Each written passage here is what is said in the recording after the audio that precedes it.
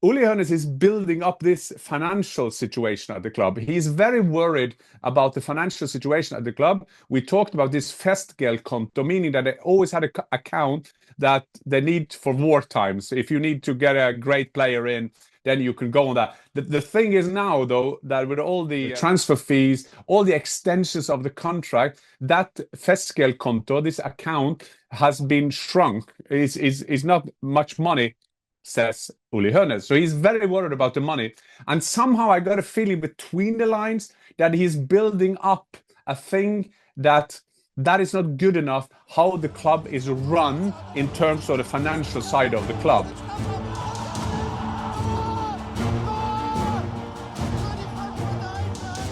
Hi and welcome to the Fussball Channel. I'm your host, Markus Fjørtoft, and as always joined by Jan Fjørtoft, both in England today, a matter of fact. But let's start with you. A little busy week on your hands, even by your standards. Yeah, it's been in view of football, a busy week. I always go busy week. That's what you do when you're an entrepreneur and you have to look after your own business. But I started on a Tuesday, like everybody else, watching Bayern against Inter. And as I had said here, Marcus, on the channel many times, I thought that Bayern would be knocked out by Inter. Did I hope they would? No, of course not. But I've seen so much of Inter and all the injuries that Bayern have had, and they lost 2-1. And yes, Harry Kane had a big chance in the first half that you normally think that he will put on. And then they were up for a Hollywood script when Thomas Müller came on and made it a 1-1. But what a goal at the end there for Martinez. I mean, fantastic. Talk to me. No, about I'm not finish. saying the end goal. No, but talk to me about the finish for the outside of the foot as a striker, just quickly, because it is such a fantastic finish, isn't it? Yeah, I just said at the end there, it wasn't the winner. It was the 1-0, of course. It was Thuram and Martinez, Marcus. That's why I've been talking for a while about even when they are fit Bayern defenders, I don't trust them 100%. But to be fair to them, they've done okay in the Bundesliga. They will win the Bundesliga, but still, I've always been a bit worried about that. And you saw that Thuram get one step ahead of Kim, I think it was, when the attack was working out. Thuram then going on the first post with his heel, getting it back to Martinez. And then Martinez, out of somewhere crazy idea, he finds out that he's going to use the outside of his foot, takes Ubrig, of course, totally on his back foot, because he just comes in there and uses outside and somehow managed to not only take it on his outside, but he get it so hard, and it was a brilliant goal, and exactly what I was worried about Bayern. So let's see now. It's going to be a big week now with your team, Arsenal, as well. Wow, 3-0 against Real Madrid. But for Bayern going to San Siro, they got a good stat there. They've been doing okay. They have to win. That is maybe makes it easier.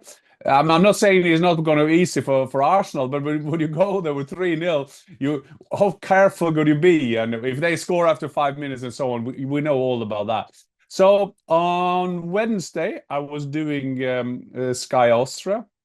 I was with my former teammate from Rapid Vienna, Andreas Herzog. Was brilliant. He brought his friend and also my former teammate Franz Weber, and you can imagine how many old stories that were flying around, and watching PSG against Aston Villa. That was our main game. But of course, also this week following Dortmund's week, because it's interesting, because Niko Kovac, my good friend Nico, has been under pressure, as has the club. Where are they going? And in 1 week, they got hammered by Barcelona. Lewandowski looking like he's the youngest player ever, scoring goals. And I mean, Yamal, Marcus, he's 17 now. He's getting older. And he's just like hammering Dortmund. He's hammering every opposition he plays. And my colleague at ESPN, Craig Burley, said he think at the current situation, he's the best player in the world. And I think he got a good case, because the way he's kind of floating around is unbelievable. And then on Thursday, we're still only Thursday. It's still only Thursday, but I will stop soon. But because before we go into the round of the Bundesliga, then I traveled to London, And I met up with a delegation of Eintracht Frankfurt. I'm an ambassador for Frankfurt, and I'm a chairman of a project called Norway Forum, where we put Norwegian companies and German companies together.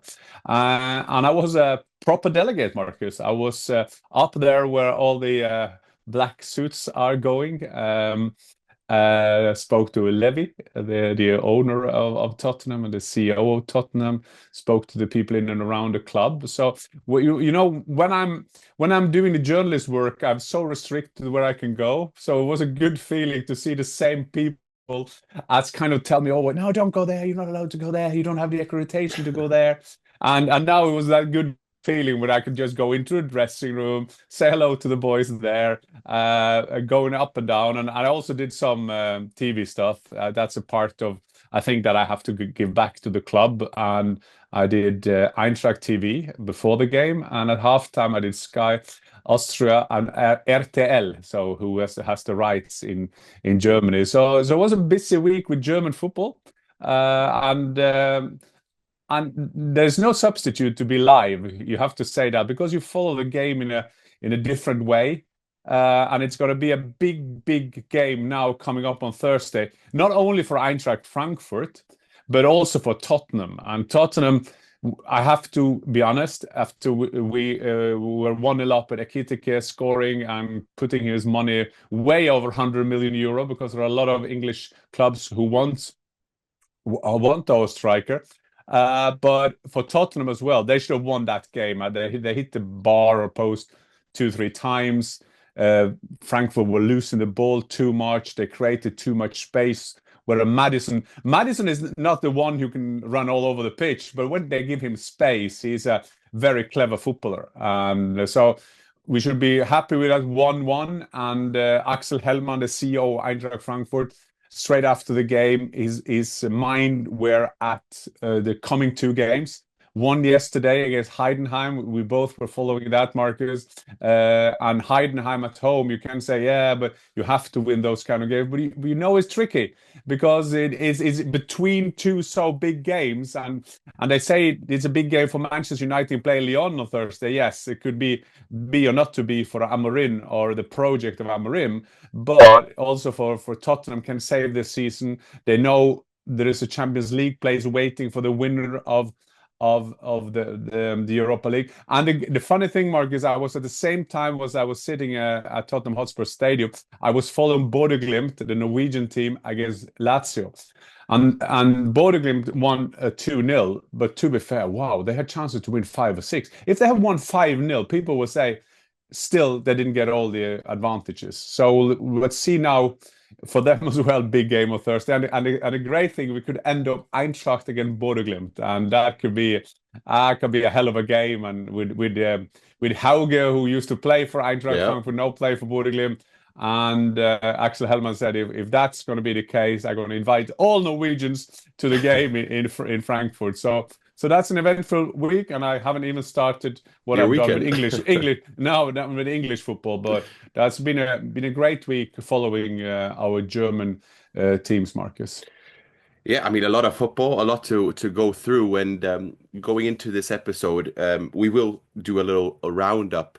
But as always, we try to identify little talking points, and within the context of Bayern, within the context of the Champions League, within the context of what awaits Bayern going to next season. Obviously, they will, by all accounts, win the Bundesliga. But now going into preparation for what follows, which might or might not involve Florian Wirtz. And it was none other than Uli Hoeneß who had a little bit to say, an interview. And he's pretty honest, isn't he? When he speaks about the club, when he speaks about the situation. But he did speak about the Thomas Müller incident or situation and the Florian Wirtz. But generally, what was your takeaways from that interview? Well, sometimes it's like in the Bible when Moses coming down from the mountain. Sometimes he comes down and do these big interviews. And for Christian Falk and Bildt, it's never in Bildt, because he wants to have a friendly kind of enemy kind of relationship to them, but he still respect them, of course. But this was in other channels. To sum it up, Marcus, and I was at Manchester City on Saturday. There was a lot of looking after what will happen with the future of Kevin De Bruyne. And I went viral, Marcus. I'm not sure if you noticed that, but I went viral all over the world because I interviewed Kevin De Bruyne, and he asked about the project they will put on the table, and then he's going to decide. And my last question was quite simple. So does this exclude English clubs? And he said, no, I don't know. I will look at the project, and you can imagine for all smart, for it's smart. It's a smart question though, because like I told you, it's not too direct. It's just a little subtle. No, I was just informal, but I knew straight away I had to do it because that was a part of the journalistic kind of consequence of his answer. And of course, that has.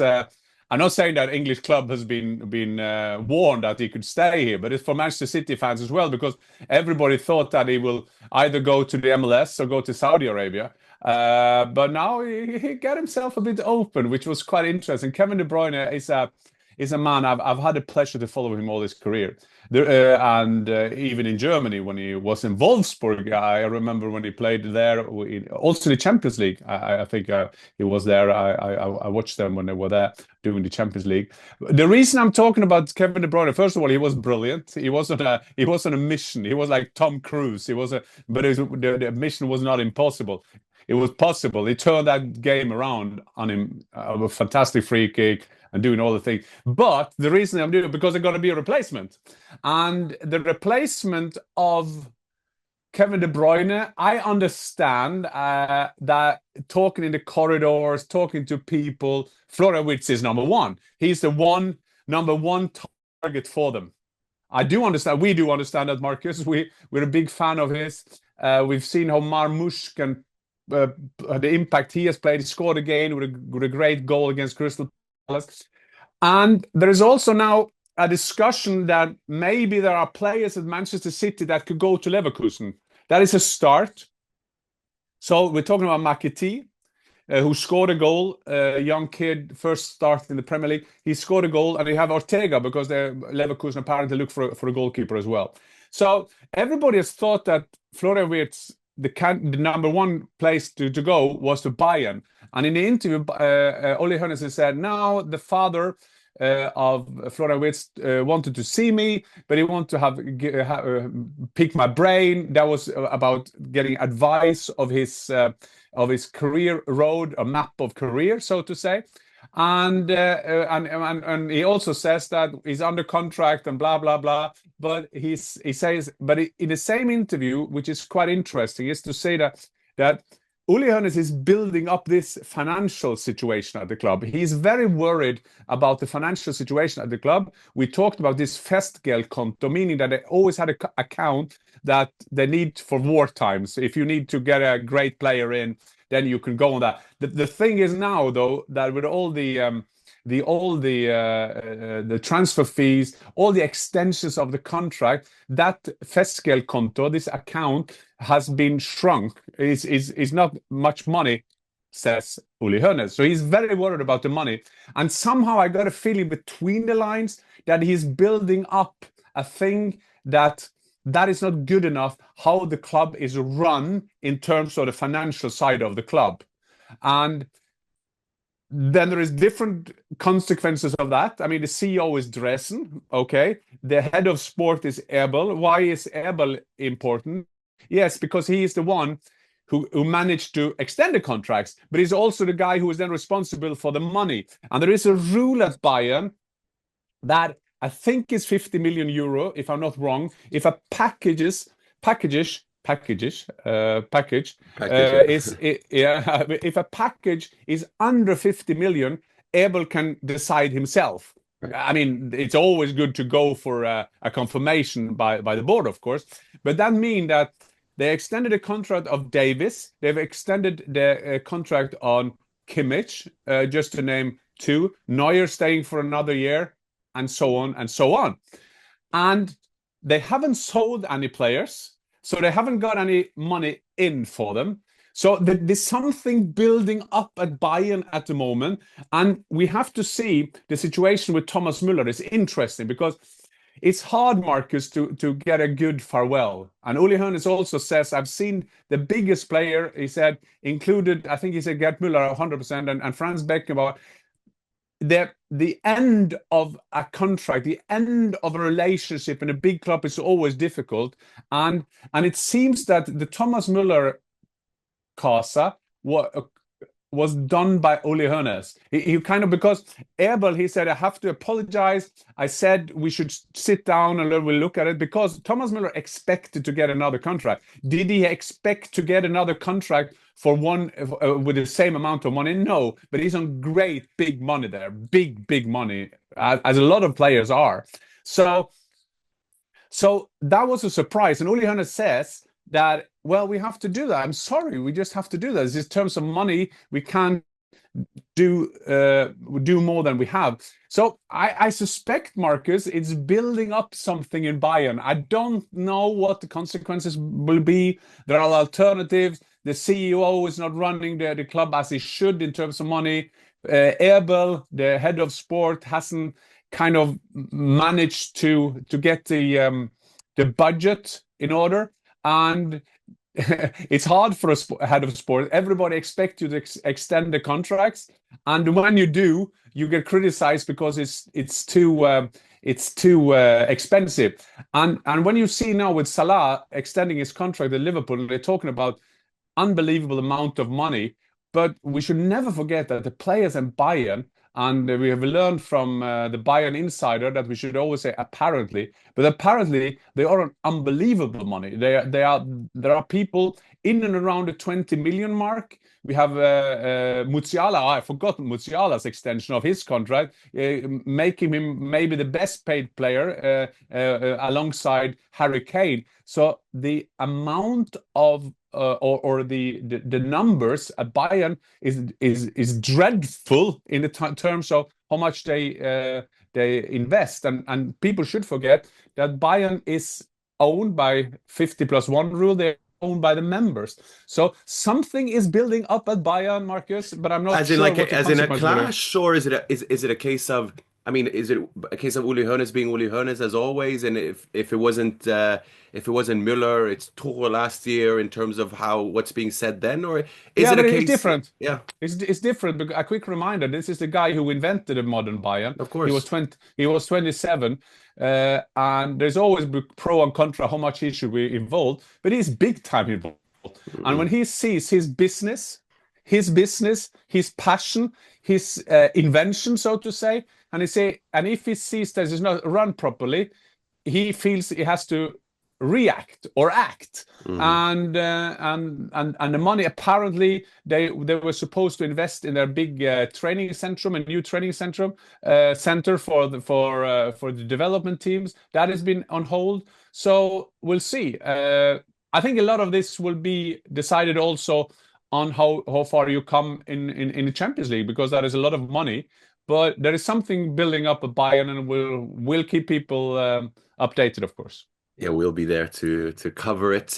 Yes, we have the Champions League coming up, Dortmund and Bayern, of course. Should we go into a bit of the games as well? Then we can start with the Klassiker, and then people can make their mind up. Oh, it's a marketing ploy. I'm not going to call it the Klassiker, but we're going to call it the Klassiker. And it ended 2-2. A result in which a bit symptomatic for Bayern, in which they have their chances and do well enough.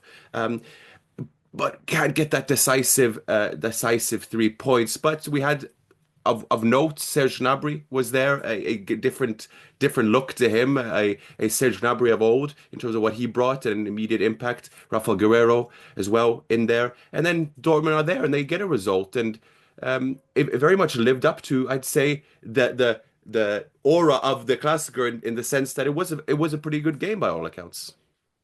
It's a good idea. First of all, call it the Klassiker. Yeah, I mean, why not? We got to be. Yeah, but I love that, and it's a game that is shown all around the world. I saw some numbers, terrific numbers, being German football, and I'm not saying that in disrespect, because in English football we know how popular that is around the world.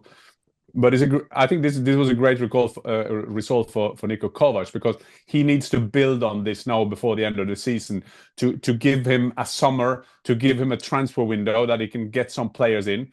who kind of I talked to some people in and around. I was with Frankfurt, so we talked a lot about the coaches of Eintracht. They had some great coaches, Marcus, when we think back of it. Nico Kovac, Adi Hütter, Oliver Glasner, and now Dino Topmüller. So I think that is a key to Eintracht Frankfurt. And I said Nico Kovac is the best guy to organize a club. Come in, this is what I want, this is what I want from you. And I think that Dortmund now have to be patient. They need that they need that kind of management. But we know, and we talked about that before on this channel, that there's trouble in the management of define roles and get the right players or right people in and around the club. So I think this was a great result for him, going to Bayern and get a 2-2 and deservedly. I mean, Bayern at home, but still they got away with a point there, which is good. I think that in their what do we say, in the quest to get into the Champions League, in the quest to get a Champions League point wasn't enough. I was about to say. There was a lack of games now. I think it's 5 games now for rest of the season. 15 points now to be taken, and there is a hell of a fight now about the Champions League places. Great weekend for Eintracht Frankfurt, beating Heidenheim. It's always the most important thing to win your own games. Then Gladbach losing at home to Freiburg. Freiburg is in the mixer again. So they got up to 45 points. So they had in and around there. Fantastic job for them this season. And then Mainz, so everybody thought was on a flyer. They're losing in Hoffenheim. That was a big game for them. I got my eyes, of course, of Eintracht Frankfurt. Sorry for jumping straight from the Klassiker into the Champions League fight now. But Frankfurt is playing Augsburg away now. That is a tricky one because Augsburg is a tricky place to go. And then, Marcus, in 2 games' time, Eintracht Frankfurt against RB Leipzig. And RB Leipzig, wow, they're back. They're back in business. And they will know you if you're going to put your money on something, you will put the money on a team that is flying in good form after they fired Marco Rose. So it's going to be a hell of a Champions League battle, as it is in England. So these are 2 big leagues, so that is the main thing at the moment. Yeah, and we always hope, obviously, that the title race goes to the very end for the sense of dramatic effect and what have you. And then lethargic Leverkusen looks a bit uninspired, a bit tired, unimaginative in how they went by. Played 0-0 against Union Berlin, but to compensate for the lack of a title race, because 5 games, 6 points plus a good goal difference, it's hard to say. But as you said, the quest for European spots is wide open, and what's so fun about that is you go all the way down to Augsburg in 10th, suddenly within European contention, and then you have the likes of a Gladbach, Freiburg. By the way, a big win for Freiburg as well, away to Gladbach, deservedly so. Bremen beating Stuttgart as well, and that was Stuttgart's 5th consecutive loss at home, first time ever in their club history. So what's fun, Dad, is I think being able to see some of these teams in Europe, and how funny it would be if we had the likes of Augsburg suddenly fighting for European spots, and then also old European, not giants, but ones with that history, like a Bremen as well, who are well in it. So I think it's fun to see these type of clubs in kind of the conversation for Champions League, Europa League, Conference League, what have you. Great bridge, Marcus, because I wanted to conclude on another big team, but you make a very good point. Werder Bremen are winning 2 games in a row. They beat Eintracht Frankfurt and now winning away from home, as you were saying. I thought that Gladbach wasn't a flyer. I thought that would be a win for them. So that is. That's going to be hard for them because you want to win. You don't want to lose points at home in this stage of the season. So it's going to be a battle all the way in. Of course, I have my Eintracht Frankfurt heart on, and we hope to see them in the Champions League. But what I wanted to end, Marcus, is the following. I want to go to Zweite Liga. This is our Zweite Liga. We haven't done that in a while, Yeah, we haven't done that for a while. And the reason we haven't done it for a while is that Hamburger Sportsverein, talking about a big club, a Rory Stewart quick reminder, Hamburger Sportsverein is one of the biggest club in Germany. Fantastic tradition. They were winning the league in the 20s. before the Bundesliga came in the 60s. So they were one of the greatest team around. And they won the European Cup. They had Kevin Keegan. They had Felix Magath. They had so many good players with Horst Rubisch, the Kopfball Ungeheuer, the guy who played up front with him with a great header, Manfred Kaltz, who kind of invented the banana cross. But they've been struggling to get out of the second league, as have Schalke, as have Hertha Berlin, two great clubs as well. So the reason we haven't talked about the second league is that Hamburger Sportsman are doing well. Things are going okay. Köln and themselves are doing well at the top. And then you have Elversberg, you have Magdeburg, you have an old Kaiserslautern who used to be in the top league as well, in and around that. So we're coming to the end of the season, and then Hamburger Sportsverein always get this kind of, oh, we can't go up, and they always end up being in the playoff, and then they lose against the third last in the Bundesliga. So things are going normal. I always follow the Zweite Liga because I wanted to see that moment. So I think in the second last round, they won 3-0 away at Nuremberg, which was a great result for them. But so untypical Hamburger Sportsverein. What's going on with this club? And then at home this weekend against Eintracht Braunschweig. So Eintracht Braunschweig is in the relegation zone. They will go down. They could go to the third level. And I couldn't believe my eyes. They lost. They were 4-1 down, and then they scored in the last minutes, making it 4-2. So at home, with over 50,000 fans against the relegation zone, you lose 4-2. And then you have to ask yourself, don't you want to go up? And you saw that some of the results went for them. Köln just got a 1-1, if I'm not 100% wrong. Have you got a table in front of you? Yeah, Marcus? I'm looking at it now. So yeah. Yeah.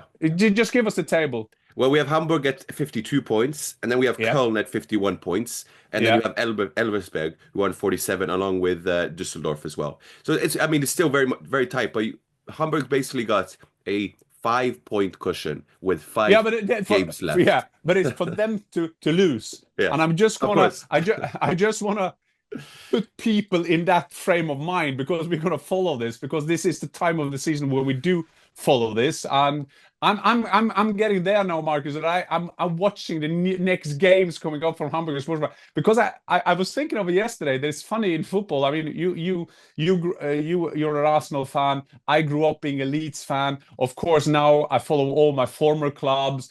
Rapid Vienna beating Austria Vienna in the Wiener derby, the big local derby there. But still, there are some clubs you have a soft spot for without knowing it. And HSV is one of those clubs that I want to get back, because in my childhood, Hamburger Sportsman was a good team.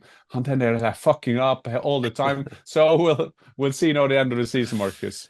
We will see, and whether they do go through another playoff, which just reminded me that in terms of the relegation within the relegation fight in the Erste Bundesliga, the main Bundesliga, we also have, it will be between Holstein Kiel, Bochum, and Heidenheim. I think it will be very tough for Holstein Kiel. Holstein Kiel losing to St. Pauli at the very end. There was a few very late winners across the games, and then it's be between Bochum and Heidenheim. And Bochum, believe it or not, Dad, Bochum's last 2 wins are against Bayern and Dortmund. And we thought, okay, Dieter Hecke's got them all going.